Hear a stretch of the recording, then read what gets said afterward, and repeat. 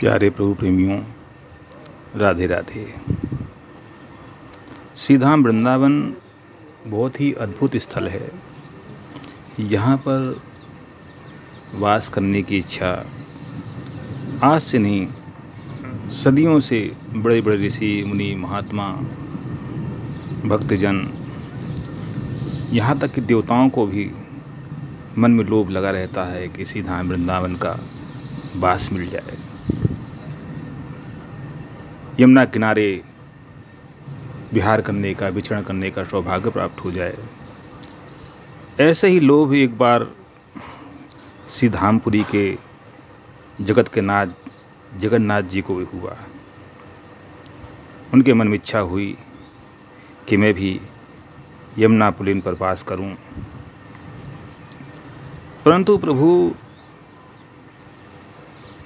विग्रह रूप में कैसे श्री धाम वृंदावन आ सकते हैं? सर्वसमर्थ होते हुए भी वे अपने श्री विग्रह रूप में अपने भक्तों के ही अधीन रहते हैं। भक्त उन्हें जैसा खिलाते हैं वैसा खाते हैं, जैसा पिलाते हैं ऐसा पीते हैं, जैसे उनकी सेवा करते हैं उसको ही स्वीकार करना पड़ता है। और भक्तों के इस लीला रस का रसास्वादन करने के लिए तो भगवान ने विग्रह रूप धारण किया है। विग्रह रूप में भगवान जो भी करना चाहते हैं अपने किसी न किसी भक्त को निमित्त बना करके उसके सहयोग से ही करते हैं। जगन्नाथ जी के मन में इच्छा हुई वृंदावन धाम जाने की। इसके लिए वे तलाश करने लगे किसी अपने भक्त की, जिसके सहयोग से वे श्री धाम वृंदावन के लिए जा सकें। उसी समय यमुना किनारे श्री रामानंदी संप्रदाय के एक संत, जिनका नाम बाबा हरिदास था, यमुना के तट पर रह करके भजन पूजा पाठ किया करते थे। बड़े ही प्रेमी संत थे, दिन रात प्रभु के चिंतन डूबे रहते, उनके विरह में अश्रु विसर्जन किया करते। एक बार भगवान ने उन्हें दर्शन दिया। भगवान के रूप माधुरी को देख करके बाबा अपनी सुध बुध खो बैठे। भगवान को एकटक निहारते रहे और निहारते निहारते बाबा अचेत हो गए। तब प्रभु ने अपने हस्त कमलों को बाबा के मस्तक पर रखा। बाबा की चेतना जागृत हुई।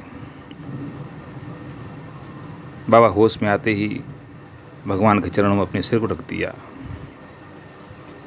भगवान ने अपनी अमृतमयी वाणी से कहा,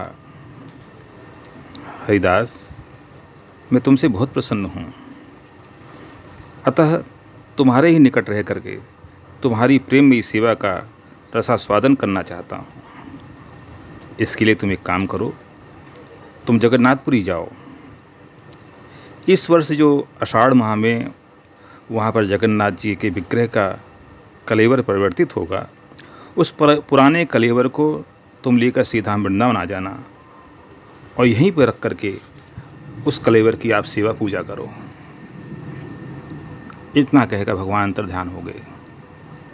भगवान के अंतर्ध्यान होते ही बाबा हरिदास व्याकुल हो उठे, लेकिन दूसरे ही क्षण भगवान की आज्ञा को स्मरण करके उन्होंने धैर्य धारण किया और अपने भक्तों और शिष्यों को साथ में लेकर के कीर्तन करते हुए श्री जगन्नाथ धामपुरी की ओर चल पड़े। भक्तों, उस समय रेल की सुविधा तो थी नहीं। पैदल ही बीहड़ जंगलों से होते हुए नदी नालों और पर्वतों को पार करते हुए बाबा जगन्नाथपुरी पहुँचे। उस समय जगन्नाथपुरी में महामहोत्सव चल रहा था। 4 दिन पीछे ही कलेवर परिवर्तित होना था। यह कलेवर परिवर्तित हर 36 वर्ष बाद में आषाढ़ महीने में होता है। बाबा ने अपना अभिप्राय पुजारियों से निवेदन किया। पुजारियों ने कहा, बाबा, पुराना कलेवर देने का हमें कोई अधिकार नहीं है, इसके लिए आप राजा से मिलो। बाबा राजा के पास गए। राजा उनका तेजोमय मंडल देख करके उन्हें साष्टांग प्रणाम किया। आने का कारण पूछा।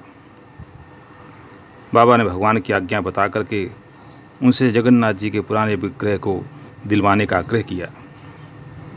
राजा ने हाथ जोड़कर कहा, बाबा, भगवान की आज्ञा आपको तो हुई है, परंतु प्रत्यक्ष रूप से मैं उनकी आज्ञा के बगैर सदियों से चली आ रही इस परंपरा को नहीं तोड़ सकता हूँ। सदा से ऐसी परंपरा रही है कि जब पुराना कलेवर विसर्जित किया जाता है तो वो समुद्र में विसर्जित किया जाता है। अतः उस परंपरा का निर्वहन करने हेतु हमें इस बार भी ऐसा करना पड़ेगा। आपकी इस प्रार्थना को मैं स्वीकार नहीं कर सकता, आप मुझे क्षमा करें। बाबा हरिदास ने मन में सोचा, यदि इस जगन्नाथ जी के श्री विग्रह का पुराना कलेवर इस बार सागर में विसर्जित होगा तो उस विग्रह के साथ में, उस कलेवर के साथ में मैं अपने शरीर को भी समुद्र में ही विसर्जित कर दूंगा। ऐसा सोच करके बाबा अनशन करके, यानी अन्न जल का त्याग करके, शांत मन से भगवान का ध्यान करते हुए उस घड़ी की प्रतीक्षा करने लगे जब श्री जगन्नाथ प्रभु की पुराना कलेवर समुद्र में आकर के विसर्जित हो।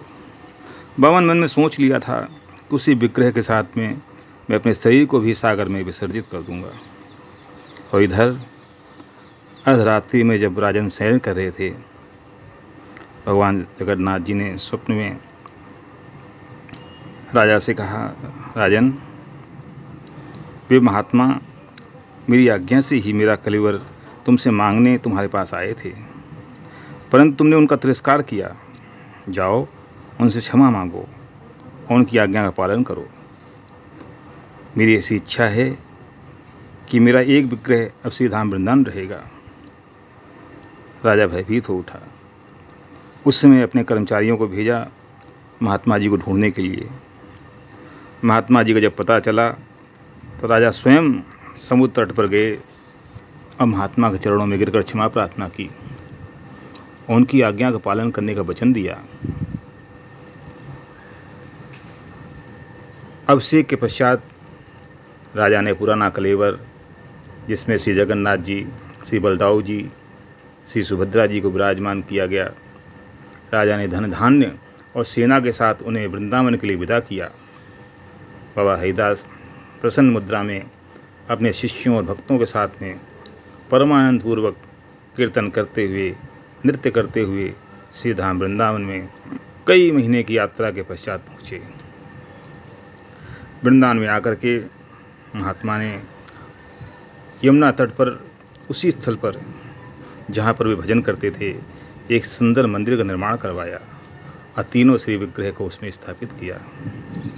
आज भी वह मंदिर आपकी प्रतीक्षा में वहाँ विराजमान है। उसमें तीनों विग्रह शोभा को बढ़ा रहे हैं।